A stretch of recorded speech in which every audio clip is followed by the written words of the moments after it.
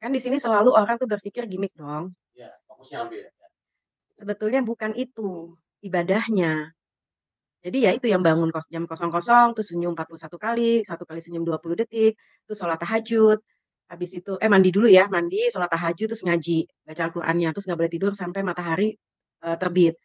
Nah, kalau saya lihat, maaf ya Pak Haji, Iya. mungkin yang banyak yang lemot, yang gitu, mereka hanya berfokus kepada gimik. Padahal kan yang Pak Haji ajarin itu kan udah ada di rukun Islam. Al-Qur'an kita harus baca, ya kan, sholat harus didirikan, terus sedekah, terus puasa di bulan Ramadan. Kalau misalnya Ramadan nggak ada berarti kan puasa Senin Kemis, atau enggak puasa Daud. Ya yang terakhir pasti naik haji atau umroh kan gitu. Nah kalau saya lihat dari, tamu-tamu ini, mereka hanya yang gimiknya, terus sholatnya nggak on time, terus yang laki-laki nggak di masjid, kayak gitu. Bunda-bunda wajib punya pembersih ini di rumah. Ini bisa banget buat bersihin segala noda yang nempel di kain. Nggak cuma itu loh, pakaian kuning bisa jadi putih lagi kalau dicuci pakai ini bun. Yang paling aku suka, Uniclean ini bisa basmi kuman sama jamur. Nyuci jadi lebih bersih deh bun. Gak percaya? Nih lihat sendiri hasilnya. Buruan check out sekarang biar cuciannya jadi lebih bersih.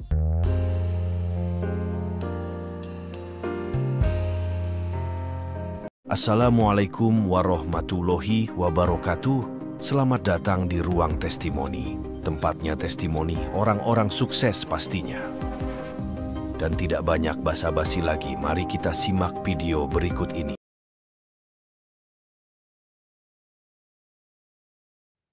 Pertanyaan apa bos? Assalamualaikum Pak Haji. Ya. Bu. Ini kemarin kan saya konsultasi gitu untuk pengen ada yang terjual karena Ya. itu. Nah kebetulan tadi ada kabar baru ada yang nawar 2M, cuman pemiliknya pengen 3M dan sesuai itu kan saya lagi peluang nih minggu sekarang Pak Haji gitu. Nah pas gitu mau ngasih 100 juta. Nah itu supaya minggu sekarang supaya jadi gimana Pak? Tangan dalam dibalik. Soalnya kontol lo taruh di mulut lo. Sama aja gitu ya. Iya. Ya. Lo dengerin dulu pengalaman Mbak Ratih. Yang seperti lo, dia perlu untuk bayar keramik. Ya. Padahal kan dia bisa bayar, dia punya uang. Tapi herannya papahnya yang bayar. Dia lagi bengong, nggak taunya ada duit masuk. Nah, Mbak Ratih meraktekin ilmu apa? Nah, nanti lo praktekin. Waktu ada yang cair, meraktekin ilmu RDI apa? Coba biar dianya termotivasi. Apa aja? Nggak apa-apa. Nggak apa-apa. Pinjem mic-nya. Kasih dia. Nggak apa-apa. Oh, jadi pernah meraktekin ilmu RDI apa tuh? Ada uang masuk banyak. Oke, yang pertama kali itu saya coba ilmunya Pak Haji itu yang di apa namanya kalau bahasa Sunda? Dicamahin, Camahan. Camahan. Camahan. Waktu itu alhamdulillah ya masih ada kan. Nah, terus saya coba tuh ilmunya Pak Haji, camahin tuh ke muka 9 kali. Nah, habis udah dicamahan, yang sebelah kanan kan nggak boleh pegang apa-apa kan kalau kita mau salaman sama orang. Nah, itu sebelum saya pergi, saya cium tangan ayah dulu kan yang pergi ya. Nah, udah saya ke toko keramik, saya pilih.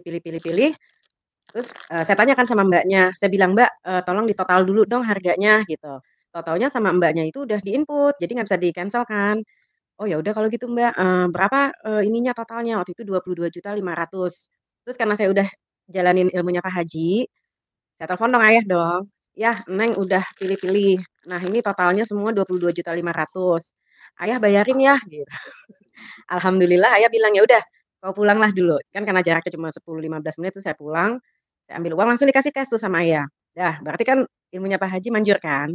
Terkabul 1. Nah, terus kemarin saya ada meeting penting banget. Saya tanya lagi sama Pak Haji, "Pak Haji saya mesti ngapain nih?" "Oke, Mbak harus, bayar sedekah pembersih WC." Itu seperti gendang. Jadi deng, deng, kata Pak Haji. "Oke, berapa orang yang meeting Mbak kasih?" Misalnya ada 4, ada 5, berarti 500.000 kan? Sebelum kita pergi kita kasih dulu tuh. Pembersih WC. Pembersih WC. Kalau rapatnya berempat, mesti 400.000 cepet. Kalau 5 orang 500.000, 5 cepet gitu. Nah, terus habis itu setelah selesai meeting, saya bayar lagi, saya sedekah lagi tuh. Jadi kalau misalnya 5, total 1 juta kan, kurang lebih kayak gitu. Kalau misalnya cuma 1 orang ya cuma 200.000.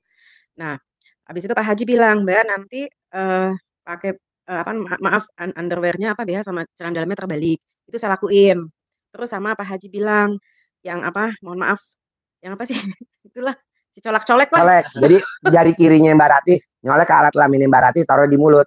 Kalau sama kiri. Kiri. Lo ceboknya pakai tangan apa? Kiri. Kiri, colek kontol lo, taruh di bibir lo. Tiap hari. Coba dengerin dulu. Gimana Mbak? Ya, jadi sebelum meeting, saya lakukan dulu kan Mas. Nah, setelah saya sampai di tempat, saya lakukan lagi. Jadi sebelum pergi dari rumah nih kita lakuin nih sebelumnya. Nah, nanti udah sampai, di lokasi, ke kamar mandi atau kemana lah kita lakuin lagi gitu. Dan hajatnya ya terserah maunya apa, dia nurut, manut, terus apa yang kita ucapkan, yang kita mau dia ngikutin kayak gitu. Tapi harus dengan penuh keyakinan yang bulat. Yakin ya modal. Iya, yakinnya mesti bulat dan keras. Karena gini kata Pak Haji, kalau yakinnya sudah bulat, dan keras, artinya dia akan tekoknya gini. Tapi kalau misalnya hanya yakin dan nggak bulat, apa nggak bulatnya tuh nggak keras, dia kayak bola kerambol ke kiri ke kanan, kayak gitu. Nah, selain gimik-gimik, kan di sini selalu orang tuh berpikir gimik dong. Iya, fokusnya ambil. Sebetulnya bukan itu ibadahnya.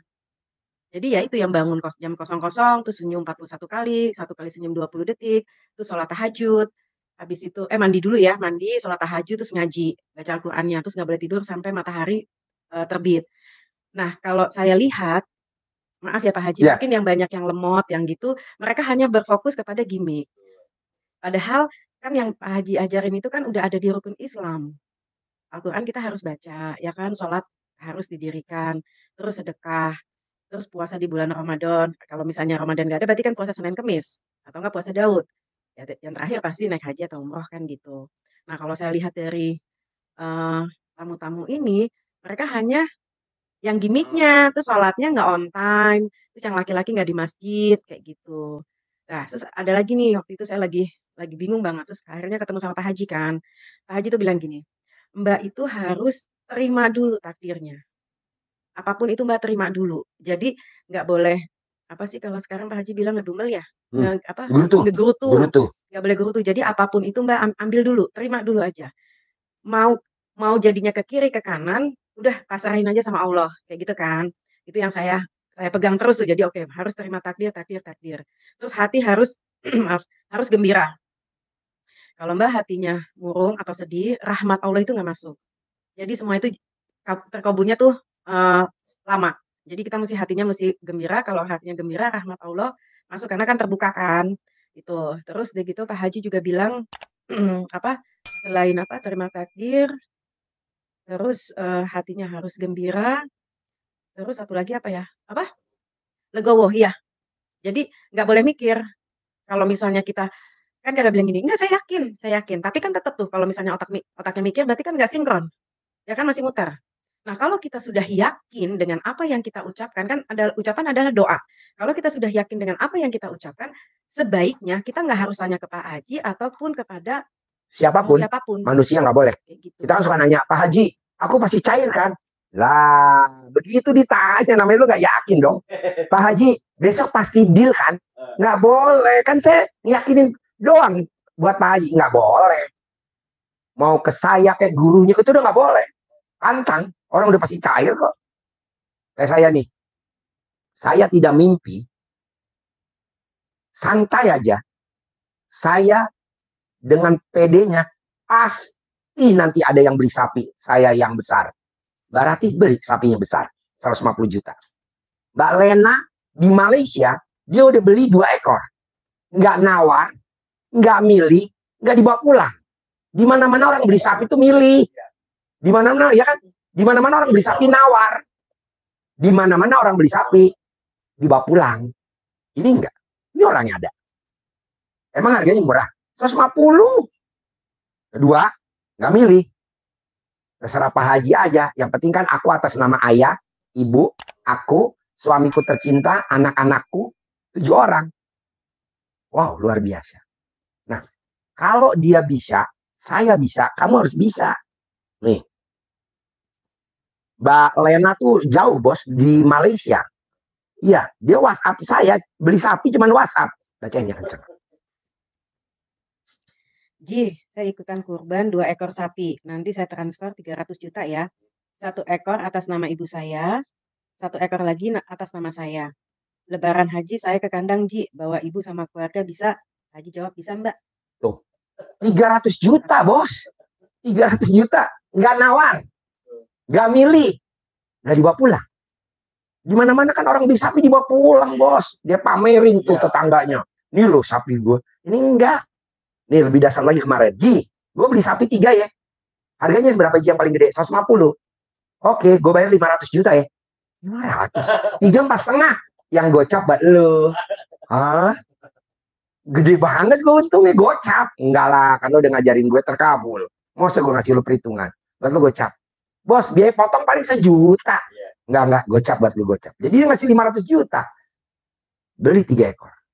Kalau Mbak Rati beli 1 ekor, 150. Mbak Lena beli 2, 300 juta. Jadi hari ini Usahapi udah laku 6 ekor. Berapa itu? 900 juta. Nah maksud gue bisa. Lu juga harus bisa. Mbak Rati bisa, lu juga harus bisa. Ganteng ada. Mancung ada. Putih ada. Tinggal terkabul doang lu, bos. Itu. Bisa? Bisa. Ada lagi? Satu lagi, Mas. Oh, ya, lagi. Jadi gini. Kalau kita datang ke kandang, mindset kita tuh dirubah. Jangan tujuannya ke Pak Haji. Tujuannya itu anak yatim sama sedekah. Jangan mengharap dari Pak Haji untuk dikasih uang. Harusnya kita yang kasih ke sini. Berapapun itu. Ya kan? Kalau misalnya kita dari rumah, gue mau sedekah, gue mau ketemu anak yatim. Berarti kan kita udah dapat pahala tuh. Ya kan? Tapi kalau kita mau ketemu Pak Haji ya selesai aja dia udah gitu. Kayak saya malam ini, saya paksa ini saya datang, saya bawa pohon alpukat. Saya baru dari pasar induk karena baru datang kan. Ya kalau ketemu Pak Haji ya bonus buat saya gitu. Tapi biasanya kalau saya ke sini tujuan saya itu anak-anak yatim, dan kalau kita di sini kan banyak anak yatim. Mereka kan nggak punya ayah. Kenapa anak itu nggak diambil buat diajak main? Kenapa fokusnya terus ke ketemu Pak Haji? Fokusnya cuma ke masalah kan, padahal Pak Haji udah bilang kalau kita ke sini ini kan tong sampah. Tong sampah dimakanin sama anak yatim. Ya bikin mereka happy lah. Mereka kan bukan hanya uang, mereka kan perlu sentuhan. Mereka kan nggak punya ayah. Diajak main, diajak ngobrol ya. Mungkin ditanya kamu ngapain hari ini, ya dipeluk, ya dibelai. Itu kan sesuatu yang ya buat saya kasihan mereka ya. Kayak sekarang alhamdulillah makin dekat sama anak-anak. Itu mereka datang cuma bilang, "Ibu aku mau cium." Ya udah cium aja. Mungkin dia nggak dapat dari mamahnya karena mamahnya mungkin ibunya sibuk kan. Jadi kita sebagai menurut saya kita tamu di sini, kalau kita nggak punya mohon maaf uang untuk sedekah banyak, kenapa kita nggak kasih sayang sentuhan buat anak-anak itu? Sampai mereka kemarin saya terharu loh, bener loh Pak Haji. "Ibu aku tahu hajat ibu apa." "Oh ya? Aku doain ibu." Itu banyak banget yang ngomong. Demi Allah. Saya bilang, "Kamu tahu, ibu mau ketemu sama suami ibu kan? Ibu mau 10 miliar kan? Ibu mau cair 1 triliun kan?" Bener Pak Haji. Aku doain ibu. Padahal kalau uang berapa sih? Mereka juga mungkin kalau pergi ngaji-ngaji lebih banyak ya Pak Haji ya dapatnya ya. Tapi kan saya ajak ngomong, saya ajak ngobrol, dipeluk gitu. Jadi ya mungkin bapak-bapak di sini kalau datang apalagi yang cowok-cowok ya udah dirangkul, kalau mungkin yang gede-gede yang cewek udah risih ya. Yang laki-laki deh gitu. Kan punya anak di rumah, kenapa nggak kasih sayang itu ke anak-anak itu? Justru mereka ngedoain kita loh. Tanpa kita minta. Sekarang kalau misalnya ke sini cuma gue mau ijab sama anak-anak yatim, gue mau ijab. Ya lu ngasihnya berapa? Tuh anak uratnya udah segede gini. Ya kan? Tapi kalau misalnya kita kasih sayang, seperti Pak Haji bilang, cinta kasih, itu kan mereka balik lagi ke kita dengan ikhlas. Jadi jangan dilihat kalau sekarang orang mohon maaf ada mungkin sebagian berpikir anak-anak dekat sama saya karena uang, itu sebetulnya itu dari hati. Itu dari hati. Jadi ya udah bapak-bapak pergunakanlah itu anak-anak yatim. Itu saran Mbak Rati benar. Pergunakanlah tuh anak-anak yatim. Tapi sayang-sayangnya bapak-bapak di sini yang dipergunakan ibu yatim. Harapan saya, semoga siapa saja yang telah menonton video ini jadi terinspirasi, dan saya doakan semoga semua hajat Bapak Ibu semuanya bisa cepat terkabul, dan saya doakan Ibu Bapak semuanya bisa secepatnya datang ke RDAY dan bertemu dengan Pak Haji dan anak-anak yatim tentunya. Amin amin ya rabbal alamin. Assalamualaikum warahmatullahi wabarakatuh.